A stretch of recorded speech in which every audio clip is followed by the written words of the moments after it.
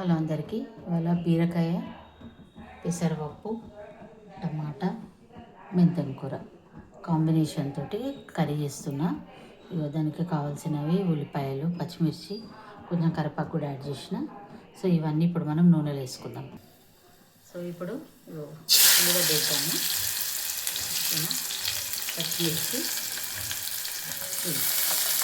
ఇప్పుడు మంచిగా మనం కొంచెం ఉల్లిగడ్డలు ఎర్రగా కావాలి. ఎర్రగైన తర్వాత ఏమేమి ఇంగ్రీడియంట్స్ ఇస్తున్నాం, అదే కామన్ ఇంగ్రీడియంట్స్ మళ్ళీ కూడా మీకు చూపిస్తున్నాం. ఓకేనా? ఉల్లిగడ్డ అయితే ఎర్రగా అయింది. అల్లం వెల్లుల్లి పేస్టు, పసుపు. ఇది కొంచెం అల్లం వెల్లుల్లి పేస్ట్ వేయగల కదా. సో అది వేగినాక మనం కట్ చేసి పెట్టుకున్న టమాటా, బీరకాయ యాడ్ చేద్దాము.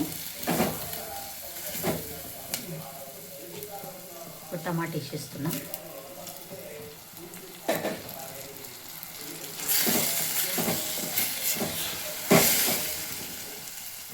ఇప్పుడు పెసరపప్పు యాడ్ చేస్తున్నాం.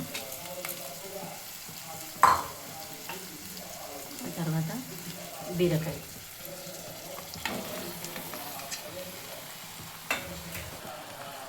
ఇప్పుడు కారం, ఎందుకంటే టమాటా కూడా వేసినాము, పెసరపప్పు ఉంది కాబట్టి కొంచెం కారం మంచిగా ఉండాలి. తగినంత ఉప్పు. ఈ కూర కొంతమంది శనగపప్పు కూడా వేసి చేస్తారు. సో శనగపప్పు, పెసరపప్పు అది మన ఇష్టము, కానీ పెసరపప్పుతో చేస్తే చాలా బాగా అవుతుంది. పెసరపప్పు, మెంతం కూర, టమాటా కాంబినేషన్. మనం పప్పు లేకున్నా కూడా ఈ గ్రేవీతో కూడా తినేసేయచ్చు.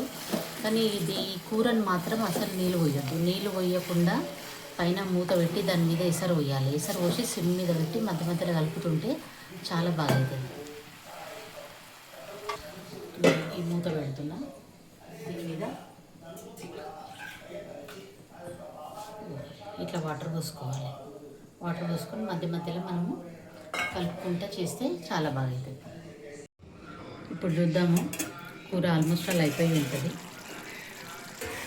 ఇగో అయ్యింది చూడండి. ఇగో వాటర్ అలానే టమాటాల వాటరు, బీరకాయల వాటరే ఇంత ఊరింది. మళ్ళీ మనం ఎసరు పైన పోస్తే కూడా అది కూడా దిగుతుంది కదా. సో అడగంటకుండా మంచిగా అయ్యింది, కూర దగ్గరికి అయ్యింది. బీరకాయ చాలా లేతగా ఉన్నది కాబట్టి బీరకాయ కూడా ఉడికిపోయింది. సో మీకు కావాలనుకుంటే ఇంకా కొంచెం దగ్గర చేసుకోవచ్చు, లేదా కలుపుకొని తింటందుకు గ్రేవీ కావాలంటే ఇట్లనే కూడా ఉంచుకోవచ్చు.